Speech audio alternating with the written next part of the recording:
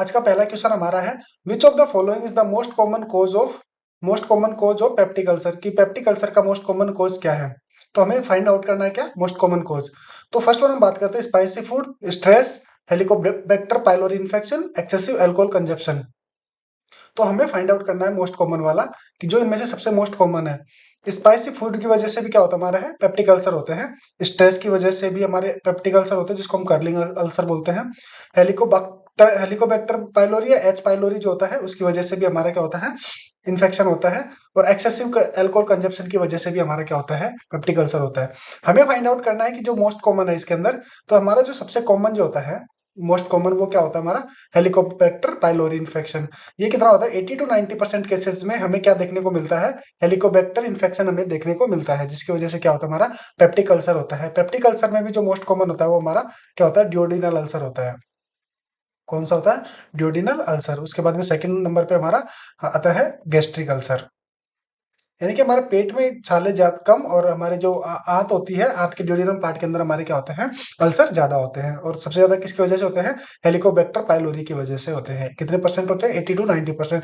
Other सारे causes भी क्या करते हैं हमारे, ये सारे भी पेप्टिक अल्सर करते हैं, लेकिन जो हमारा मेन कोज है वो हमारा क्या है ऑप्शन सी हेलिकोबैक्टर पाइलोरी, जो हमारा मेजर कोज है किसका पेप्टिक अल्सर का। तो सेकंड क्वेश्चन हमारा है the normal range of oxygen saturation. Oxygen saturation की जो नॉर्मल रेंज है एसपीओ2 की वो कितनी होती है।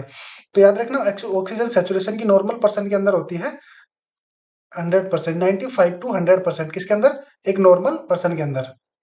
लेकिन अगर हम सीओपीडी वाले पेशेंट की बात करें कि सीओपीडी वाले पेशेंट के अंदर ये क्या होती है 90 to 95% तक भी ये क्या होती है नॉर्मल कंसीडर की जाती है। ठीक है, अगर नॉर्मल पर्सन के अंदर अगर बिलो 95 है तो उसको हम क्या बोलते हैं हाइपोक्सिया।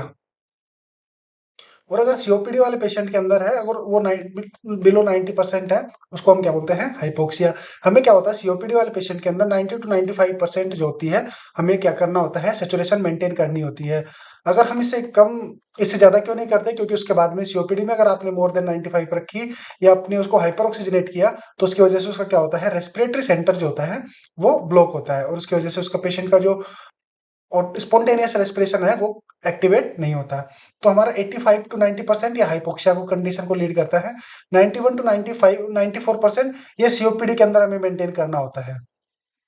95 to 100% लुकिंग गुड, तो हमारा क्या होगा ऑप्शन सी। और 80 to 85% इसमें भी क्या हो गया हाइपोक्सिया होता है। तो option C is the better one among all of us, कि हमारा जो चारों ऑप्शन है उनमें से जो ऑप्शन सी है वो क्या है हमारा बेटर चॉइस है। तो ये हमारा क्या हो गया राइट ऑप्शन हो गया। तो जो हमारी नॉर्मल रेंज कितनी हो गई 95 to 100%, याद रखना 95 to 100% किसके अंदर नॉर्मल पर्सन के अंदर है ना। नेक्स्ट क्वेश्चन हमारा है which drug is use an antidote for morphine poisoning. Morphine poisoning यानी कि हमारा पूछ रहा है मोर्फिन किसके अंदर आता है हमारा ओपियोइड्स के अंदर। ओपियोइड्स के अंदर, तो ओपियोइड्स पॉइजनिंग के अंदर आप क्या दोगे। तो हमारे यहाँ पे क्या है एट्रोपिन है, नेलोक्सोन है, फ्लोमाजेनिल है और विटामिन के है। तो इसमें से आपको क्या बेटर वन लगता है। तो हमारा एट्रोपिन जो होता है, और एट्रोपिन किसका एंटीडोट है ऑर्गेनो फॉस्फोरस पॉइजनिंग का, ऑर्गेनो फॉस्फोरस पॉइजनिंग का। ठीक है, नेलोक्सोन जो है वो हमारा किसका है ओपियोइड पॉइजनिंग का, तो हमारा ऑप्शन बी है वो राइट आंसर है। फ्लूमाजेनिल जो होती है बेंजोडाइजेपिन्स जो होती है बेंजोडाइजेपिन्स, और उसका एक एग्जांपल है डाइजेपाम। आप लिख सकते हैं कि डाइजेपाम की अगर किसी को पॉइजनिंग है, डाइजेपाम एक्सेसिवनेस किसी को दिया है आपने, तो उसका एंटीडोट है फ्लूमाजेनिल।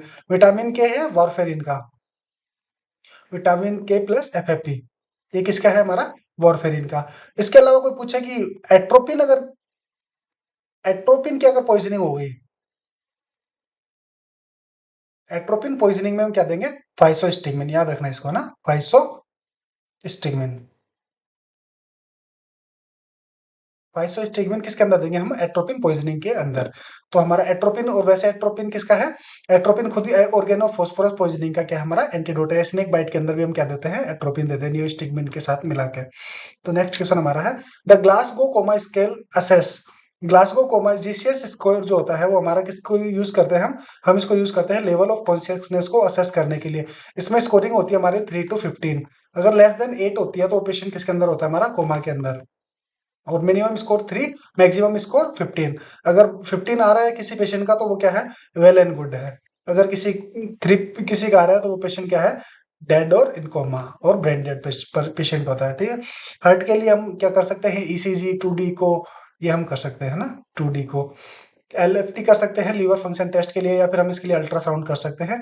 आरएफटी वगैरह किसके लिए करते हैं हम, रीनल फंक्शन टेस्ट के लिए। तो हमारा option C, level of consciousness के लिए क्या किया जाता है हमारा, GCS, Glasgow coma scale. Next question हमारा है, which hormone is responsible for regulating blood calcium level. यानी कि हमारा जो ब्लड कैल्शियम लेवल है उसको रेगुलेट कौन सा हार्मोन करता है, तो इंसुलिन हमारा किसको करता है, शुगर को रेगुलेट करता है। पीटीएच जो होता है वो हमारा कैल्शियम को रेगुलेट करता है। कैल्शियम रेगुलेशन में क्यों कौन हेल्प करता है हमारा, पीटीएच।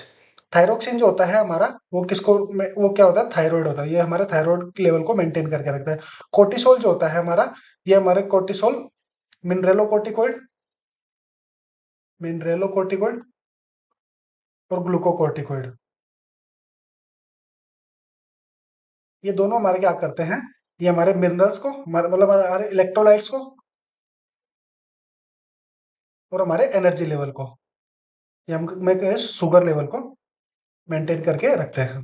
और हमारा कोर्टिसोल, तो हमारा क्या है कि responsible for regulating blood calcium level, तो कौन रेगुलेट करता है कैल्शियम लेवल को, हमारा पैराथायरॉयड हार्मोन। एक और होता है इसका जस्ट एंटागोनिस्ट, कैल्सिटोनिन, ये हमारा क्या करता है, ब्लड के अंदर कैल्शियम को मेंटेन करता है। अगर एक्सेसिव हो जाए ब्लड के अंदर, कैल्शियम बढ़ जाए, तो कैल्सिटोनिन उसको क्या करता है, उसको बोन के अंदर डिपॉजिट कर देता है। तो बोन रिमॉडलिंग के अंदर कौन हेल्प करता है हमारा, कैल्सिटोनिन, याद रखना। नेक्स्ट क्वेश्चन हमारा है, a patient with diabetic complications, जिसको डायबिटीज कंप्लेंट्स है of blood vision. Patient with diabetes complain of blood vision, वो क्या करता है हमारा डायबिटीज वाला पेशेंट, उसको कंप्लेन है कि उसको दिखने में ब्लरी, उसका ब्लरी विजन हो गया है, देखने में उसको प्रॉब्लम है। This is most likely due to, कि ये किस वजह से हुआ है। तो उसके लिए क्या होता है कि जब भी हमारा डायबिटिक पेशेंट जो होता है, डायबिटिक पेशेंट के अंदर कॉम्प्लिकेशंस जो होते हैं, तो उस कॉम्प्लिकेशंस में क्या होता है कि हमारा डायबिटिक डायबिटिक रेटिनोपैथी। तो डायबिटिक रेटिनोपैथी की वजह से उसको क्या सिम्टम्स आ रहे हैं हमारे, उसको हमारे आ रहे हैं ब्लड विजन के। और इसके अलावा कॉम्प्लिकेशंस क्या क्या हैं, इसके अलावा उसके अंदर डायबिटिक न्यूरोपैथी, और उसके अलावा क्या हो सकता है उसके अंदर डायबिटिक रेटिनोपैथी, न्यूरोपैथी, और उसके अंदर होगा डायबिटिक फुट, डायबिटिक फुट, ये उसके अंदर देखने को मिलता है। तो ये सारे किसकी वजह से होता है, डायबिटीज होता है वो क्या होता है, जब हमारा शुगर का लेवल बहुत ज्यादा हो जाए उस टाइम ये देखने को मिलता है। तो ये क्या होगा, हाइपोग्लाइसीमिया की वजह से नहीं होगा, हाइपरग्लाइसीमिया ये होगा। हाइपरटेंशन की वजह से नहीं होता, ग्लूकोमा की वजह से भी नहीं होता। तो ये हमारा क्या है, हाइपरग्लाइसीमिया। तो हाइपरग्लाइसीमिया जो होता है उसकी वजह से हमारा क्या होता है, ब्लरी विजन। और क्यों होता है, क्योंकि उसको क्या होता है, डायबिटिक रेटिनोपैथी होता है उस पेशेंट को, इसलिए हमारा क्या देखने को मिलता है, blurry vision in diabetic patients. Next question हमारा है, which of the following is a sign of meningitis in an adult. तो अडल्ट के अंदर जो मेनिंजाइटिस है उसका, उसके अंदर क्या साइन देखने को मिलता है नीचे, Koplik's spot, Kernig sign, Cullen sign और चोवेस्टेक साइन। कॉप्लिक साइंस जो होता है, कॉप्लिक साइंस ये किसके अंदर देखने को मिलता है हमें, मीजल्स के अंदर। कर्निंग साइंस जो होता है हमारा, ये मेनिंजाइटिस के अंदर देखने को मिलता है। कुलेन साइन है ये हमें देखने को मिलता है पेनक्रेटाइटिस के अंदर। और Chvostek sign you all very known कि हाइपोकैल्सीमिया के अंदर, हाइपोकैल्सीमिया के अंदर हमें क्या देखने को मिलता है, चोवेस्टेक साइन देखने को मिलता है। अब कॉपली ये कर्निंग साइन जो होता है, कर्निंग साइन में होता क्या है, जब आप नी को फ्लेक्स करते हैं, नी को फ्लेक्स करते हैं, और जब आप उसको फिर दोबारा से एक्सटेंस करते हैं, नी एक्सटेंशन करते हैं फ्लेक्स करने के बाद, नी एंड हिप फ्लेक्स करते हैं, और जब आप उसको दोबारा से नी को एक्सटेंड करते हैं, तो उसमें क्या होता है, पेन होता है, पेनफुल नी एक्सटेंशन होता है, पेनफुल नी एक्सटेंशन, उसी को हम क्या बोलते हैं, कर्निंग साइन बोलते हैं। जब इन्हें आपने क्या किया, पहले नी और हिप को फ्लेक्स किया अप टू 90 डिग्री, उसके बाद में आप उसको क्या करते हैं, नी को एक्सटेंड करते हैं। ये पेशेंट है, ये लेटा हुआ है, आपने क्या किया, उसका नी को इस तरीके से किया। जब आप इसको एक्सटेंड करते हैं इस तरीके से, जब आप इसको एक्सटेंशन करते हैं, तो एक्सटेंशन में क्या होता है, उसको पेन होता है। जिसकी वजह से उसको उसको क्या बोलते हैं हम, कर्निंग साइन बोलते हैं। और ये किसके अंदर देखने को मिलता है हमें, मेनिंजाइटिस के अंदर। ये हमें किसके अंदर देखने को मिलेगा, मेनिंजाइटिस के अंदर। तो option B is the right answer. Next question हमारा है, the most common type of shock in sepsis is, कि सेप्सिस के अंदर हमारा जो सबसे मोस्ट कॉमन टाइप है शॉक का वो क्या होता है। तो सेप्सिस के अंदर की मेजर क्या होता है, हमारा वेसोडाइलेशन होता है। वेसोडाइलेशन होता है, और वेसोडाइलेशन में क्या होता है, हमारा ब्लड वॉल्यूम सेम रहता है। ब्लड वॉल्यूम सेम रहेगा, लेकिन वो क्या होता है हमारा, डिफरेंट डिफरेंट बॉडी पार्ट में इकट्ठा हो जाता है। डिफरेंट बॉडी पार्ट के अंदर क्या हो जाता है, कलेक्ट हो जाता है। तो उस कलेक्शन की वजह से क्या होता है कि हमारा जो ब्लड होता है, ब्लड सर्कुलेशन के अंदर कम हो जाता है। ब्लड सर्कुलेशन के अंदर डिक्रीज हो जाएगा, जिसकी वजह से क्या होता है, हमारा शॉक की कंडीशन देखने को मिलती है। कार्डियोजेनिक शॉक मेनली होता है कि जब हमारा हार्ट के अंदर कोई प्रॉब्लम हो, जब हमारी हार्ट के अंदर प्रॉब्लम हो उसकी वजह से। हाइपोवोल्यूमिक शॉक हमें हेमरेजिक कंडीशन में या फिर ब्लड लॉस की कंडीशन में देखने को मिलता है। और डिस्ट्रीब्यूटिव शॉक हमें देखने को मिलता है शॉक के अंदर, जिसमें क्या होता है, हमारा जो ब्लड वॉल्यूम जो होता है वो क्या हो जाता है, डिस्ट्रीब्यूट हो जाता है बॉडी के डिफरेंट डिफरेंट पार्ट्स में। और कहाँ पे, जहाँ पे हमारा क्या होगा, ब्लड वेसल्स जो है वो डायलेट हो जाएंगे उस वजह से। ऑब्स्ट्रक्टिव सोर्स देखने को मिलता है जब हमारे को कोई भी ऑक्लूजन्स हो, ऑक्लूजन्स इन आर्टरीज। जब भी हमारा आर्टरी के अंदर कोई ओक्लूजन हो तो उसकी वजह से हमें क्या देखने को मिलता है, ऑब्स्ट्रक्टिव शॉक देखने को मिलता है। तो हमारे शॉक सेप्सिस के अंदर क्या हो गया, सेप्सिस के अंदर क्या हो गया, डिस्ट्रीब्यूशन। क्यों, क्योंकि वेसोडाइलेशन की वजह से। वेसोडाइलेशन की वजह से क्या होगा, हमारा डिस्ट्रीब्यूटिव शॉक। तो हमारा option C is the right answer. Next question हमारा, which vitamin deficiency cause night blindness. तो इजी क्वेश्चन है कि नाइट ब्लाइंडनेस किसकी वजह से होता है, विटामिन ए की डेफिशिएंसी से होता है। तो हमारा इसका राइट आंसर क्या है, option A is vitamin A. Normal adult respiratory rate, तो नॉर्मल अडल्ट की रेस्पिरेटरी रेट जो होती है वो हमारी होती है 12 to 20। अगर इससे कम होगा तो ब्रेडिपनिया होगा, और अगर ज्यादा होगा 20, अगर 12 से कम होगा और 20 से ज्यादा होगा तो उसको हम बोलेंगे टेकिपनिया। तो हमारी रेंज क्या होगी, 12 to 20। तो हमारा ऑप्शन हो गया, option B is the right answer, 12-20 breath per minute. 8 से 12 तो ये कम हो गई, लेस देन तो ये क्या हो गया, ब्रेडिपनिया के अंदर गया। 20 to 30 ब्रीथ पर मिनट तो ये टेकिपनिया के अंदर, 30 to 40 अब टेकिपनिया के अंदर। तो हमारा ऑप्शन बी जो है वो क्या है, हमारा राइट आंसर है। नेक्स्ट क्वेश्चन हमारा है, which of the following is a symptom of hypothyroidism. Hypothyroidism के अंदर वो पूछ रहा है कि कौन सा सिम्टम है नीचे दिए हुए ऑप्शंस में से जो हाइपोथायरॉयडिज्म को शो करता है। तो याद रखिए, हाइपोथायरॉयडिज्म के अंदर हमारे क्या होता है, बीएमआर जो होती है वो डिक्रीज हो जाती है।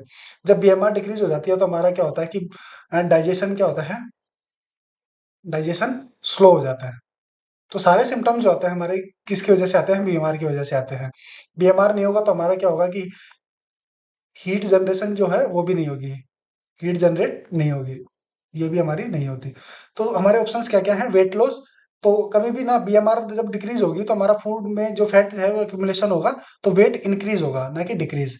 टैकिकार्डिया, जब हमारी बीएमआर हाई नहीं है तो बॉडी को क्या होगा कि ज्यादा हमें एनर्जी की जरूरत नहीं होती, तो हमें क्या होगा कि टैकिकार्डिया की जगह ब्रेडिकार्डिया होगा। कोल्ड इंटॉलरेंस हमें देखने को मिलेगा क्योंकि हीट जनरेट ही नहीं होगी। जब आपका बीएमआर स्लो है तो आपकी बॉडी क्या होगी, तो आपकी जब बेसल मेटाबॉलिक रेट अगर आपकी स्लो है तो आपकी बॉडी में हीट जनरेट नहीं होती, जिसकी वजह से आपको क्या होता है, कोल्ड फील होता है, एक्सेसिव कोल्ड फील होता है। और अगर, तो इसमें कॉन्स्टिपेशन देखने को मिलता है। हाइपोथायराइड के अंदर क्या देखने को मिला, कॉन्स्टिपेशन। और इसमें क्या देखने को मिलेगा, ब्रेडिकार्डिया। और वेट इंक्रीज होगा ना। तो हमें ऑप्शन क्या है, हमारा option C is the right answer, कि हमें क्या देखने को मिलेगा इसके अंदर, कोल्ड इंटॉलरेंस। नेक्स्ट क्वेश्चन हमारा है, first line treatment of anaphylaxis is, कि एनाफाइलेक्सिस का हमारा फर्स्ट लाइन ट्रीटमेंट क्या है। तो एनाफाइलेक्सिस किसकी वजह से होता है हमारा, जब हमारी बॉडी में excessive level of histamine increase हो जाए। यानी कि हम बोल सकते हैं कि जब एक्सेसिव एलर्जी किसी को होती है उसको हम बोलते हैं एनाफाइलेक्सिस। तो इसके लिए हम क्या कर सकते हैं, ओरल एंटीहिस्टामिन दे सकते हैं। पर ओरल एंटीहिस्टामिन जो होते हैं इनके एक्शन में क्या होगा, long time take in action. अगर आपने किसी पेशेंट को ओरल स्टामिन दिया और उसके सिम्टम्स को रिजोल्व होने का वेट किया, तब तक पेशेंट की क्या हो सकती है, डेथ हो सकती है। तो इसके लिए हम क्या करते हैं, पेशेंट को एपिनेफ्रिन देते हैं, एड्रेनलिन देते हैं। कैसे, किस रूट से देते हैं, आईएम सबक्यूटेनियस। तो और उसका डाइल्यूशन कितना होता है 1:1000, और डोज कितनी होती है 0.32 to 0.5 mg। ठीक है, तो इतना हम उसको क्या देते हैं, हम ये एड्रेनलिन देते हैं, क्योंकि जिस बॉयल के अंदर एम्प्यूल के अंदर ही आता है, उसके अंदर आता है 1000। तो हम उसके अंदर क्या होगा 1 mg इक्वल टू 1 ml। तो अगर आप कोई कहे कि आपको कि पेशेंट को 0.3 mg देना है, तो कितना ml दोगे 0.3 ml। ठीक है, तो आप कितना ml दोगे 0.3 ml, क्यों, क्योंकि उसके एम्पूल के अंदर जो है, एम्प्यूल के अंदर उसका कितना आता है 1:1000 के अंदर ऑलरेडी वो आता है। और उसको किस रूट से दोगे, IM या सबक्यूटेनियस। अगर आपको कोई बोले कि 1:1000 करना है उसको, तो क्या करोगे, तो 1 ml आप क्या ADR लोगे, और प्लस में उसमें 9 ml क्या कर दोगे, NS डिसोल्व कर दोगे, तो वो किस रेशो में जाएगा, 1:1000 के अंदर। ठीक है, कभी भी जब आप इसको 1:1000 के अंदर देते हैं, तो उसके अंदर क्या होगा, कभी भी इसको IV नहीं देते। ठीक है, IV नहीं देते, अदरवाइज अगर आपने इसको दिया तो ये क्या होगा, हाई कंसंट्रेशन है, और हाई कंसंट्रेशन में ये क्या करेगा, अल्फा 1 और बीटा 2 रिसेप्टर को एक्टिवेट कर देगा, जिसकी वजह से हमारा BP क्या होगा, फ्लक्चुएट होगा। तो हमारा इस क्वेश्चन का राइट आंसर क्या है, ऑप्शन सी, एपिनेफ्रिन। तो हम इसमें क्या देंगे, एपिनेफ्रिन देंगे। ठीक है, ना कि ओरल एंटीस्टामिन। IV फ्लूइड्स और कॉर्टिकोस्टेरॉइड्स का तभी यहाँ पे कोई यूज नहीं। Which artery is most commonly affected in myocardial infarction, की जब भी आपका पेशेंट है, या आप किसी पेशेंट को देखते हो जिसको क्या है, MI है, तो MI के अंदर सबसे मोस्ट कॉमन जो आर्टरी इफेक्ट होती है, वो हमारी होती है लेफ्ट एंटीरियर डिसेंडिंग आर्टरी, लाडा आर्टरी जो होती है, या LAD आर्टरी जो होती है, वो हमारी सबसे ज्यादा इफेक्ट होती है। इसको हम क्या बोलते हैं, विडो आर्टरी। विडो आर्टरी, क्योंकि जो यंग एज में जो सबसे ज्यादा MI जो होते हैं, वो किसकी वजह से होते हैं, LAD आर्टरी जो हमारी लाड़ा आर्टरी है, उसमें ऑक्लूजन की वजह से होता है, जिसकी वजह से यंग एज में फीमेल जो होती है वो विडो हो जाती है, जिसकी वजह से हम इसको क्या बोलते हैं, लेफ्ट एंटीरियर डिसेंडिंग आर्टरी को, जो हमारे मोस्ट कॉमनली किसके अंदर अफेक्ट होती है, MI के अंदर। नेक्स्ट क्वेश्चन हमारा है, patient with chronic kidney disease, CKD का पेशेंट है, और CKD वाले पेशेंट के अंदर क्या डेवलप होगा, तो उसके अंदर हाइपरकैल्सीमिया, हाइपोफोस्फेटीमिया, मेटाबॉलिक एल्कलोसिस। तो हमारे इसके अंदर क्या होता है, CKD वाले पेशेंट के अंदर एरिथ्रोपोइटिन जो होता है, एरिथ्रोपोइटिन एक हार्मोन होता है जो क्या करता है, हमारे RBC, या हम कहें कि ये हीमोपोइसिस को हीमोपोइसिस को स्टिमुलेट करता है।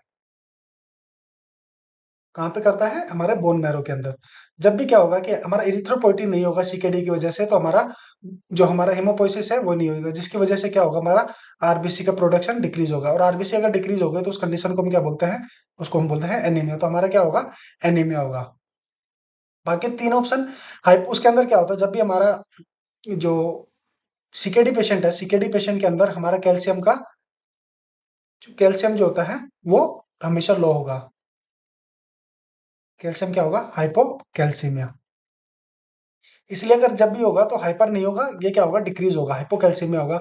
जब हाइपोकैल्सीमिया, कैल्शियम और फॉस्फेट जो होता है, कैल्शियम और फॉस्फेट जो होते हैं, ये क्या होते हैं, एक दूसरे के एंटागोनिस्ट होते हैं ना, कि अगर कैल्शियम क्या हो गया, डिक्रीज, तो फॉस्फेट क्या होगा, इंक्रीज।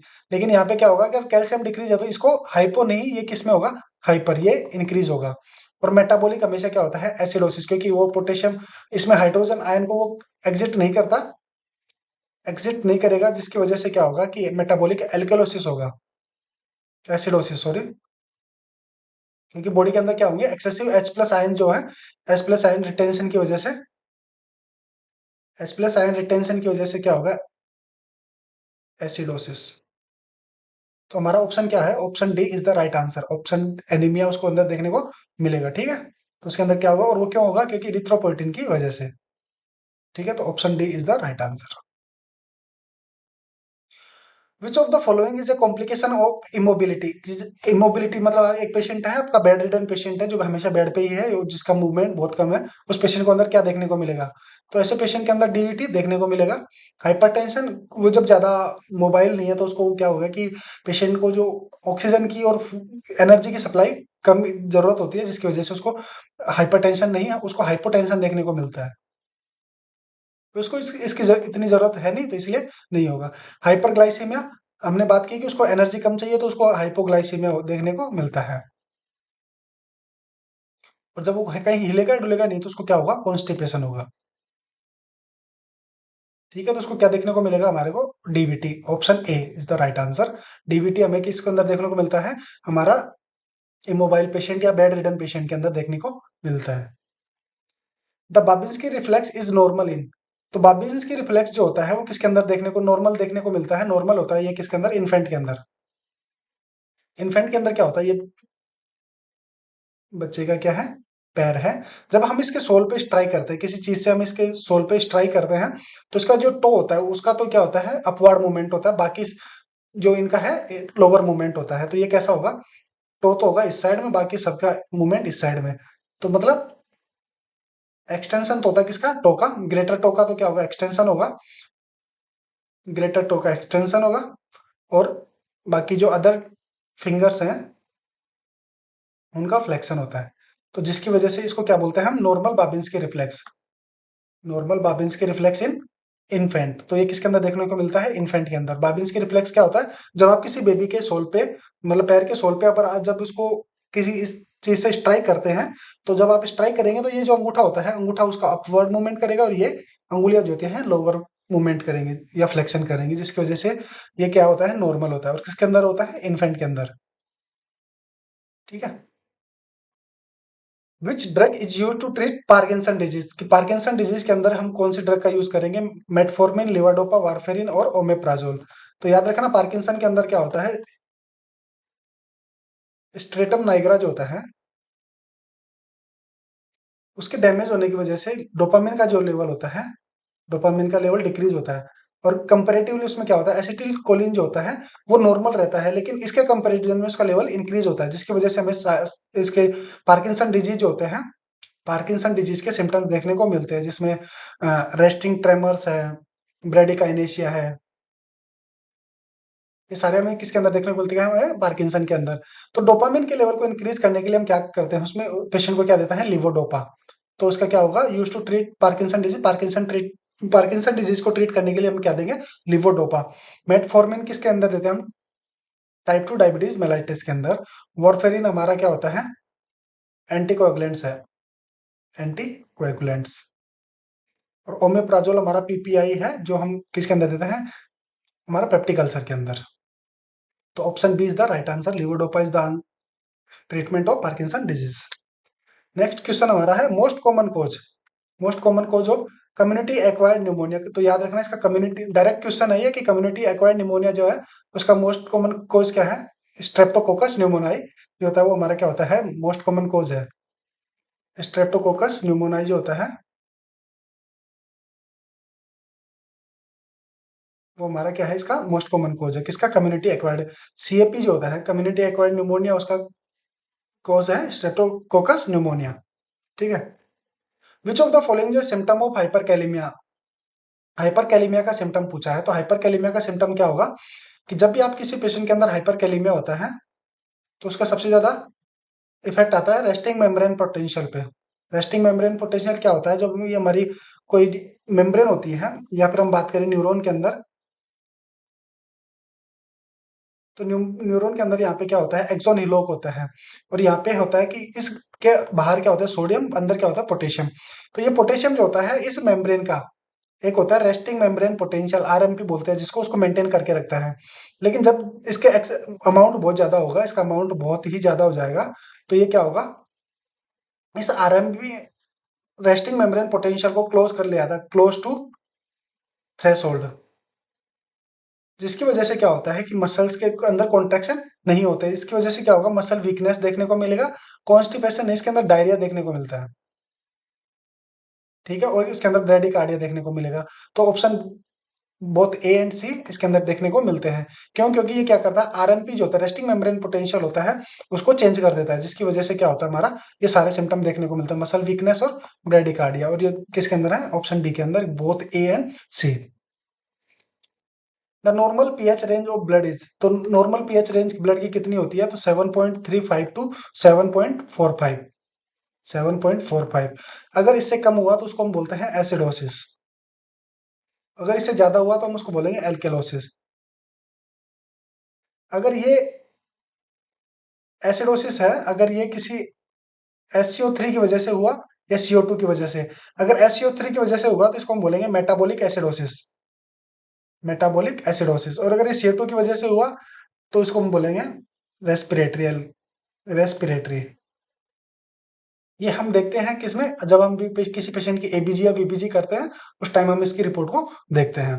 और एल्केलोसिस में सेम वही है कि अगर SCO3 की वजह से हुआ तो इसको हम बोलेंगे मेटाबॉलिक एल्केलोसिस, और अगर ये CO2 की वजह से हुआ तो इसको हम बोलेंगे रेस्पिरेटरी एल्केलोसिस। ठीक है, तो ये सेशन हमारा आज का यहीं तक। Thank you.